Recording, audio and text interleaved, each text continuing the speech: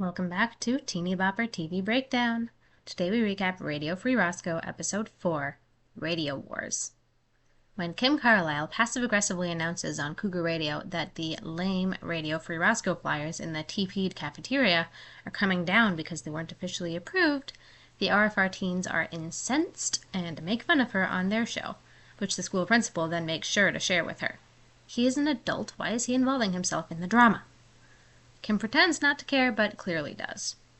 When Radio Free Roscoe turns their sniping about Kim into a new segment called Gripe of the Day, she steals the idea and adds beef du jour to Cougar Radio. She didn't run it by the principal, though. When he hears, Cougar Radio is dedicated to giving you a forum to provide your opinions, he spits out his lunch and confirms it is not on the approved agenda. Nobody calls her, though. Until Ray does, in which he complains about having to listen to Cougar Radio over the school intercom every day. And Robbie follows, using his DJ name of ? And sharing exactly where she got the segment idea with the whole school. By this time, the principal has made his way to the radio booth and begins berating her.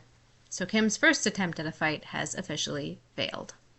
Kim tries again later that day, referencing RFR's dramatic recreation of a Kim Carlisle broadcast by rebranding herself as semicolon, calling RFR No Talent Roscoe, and playing songs by A Band You've Never Heard Of, as well as a Self-Indulgent Garbage by Shoddy Lame, a play on Lily's Shady Lane alias.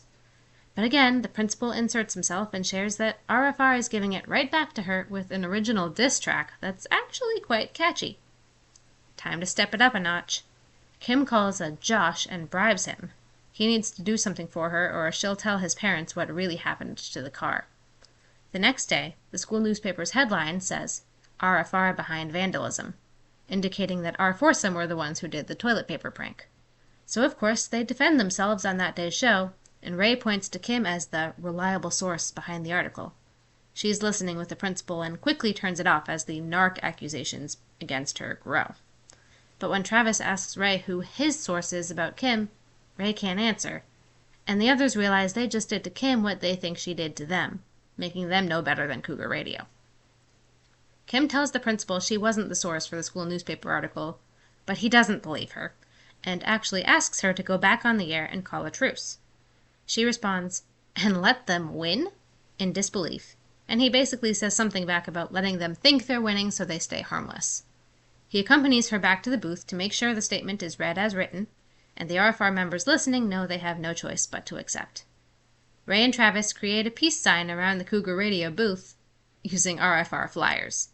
They then catch another prankster in the act and look shocked, as Travis uses a flip phone to take a photo as evidence. The next day, Kim announces over Cougar Radio that RFR spray-painted RFR rules on the school walls. As the principal then takes over the airwaves to make a statement, we see her looking smug and Travis showing the photo to Robbie, who says they shouldn't show it to the principal because they're not narcs, and giving Kim the chance to redeem herself is the right thing to do, though this is also their chance to see her squirm.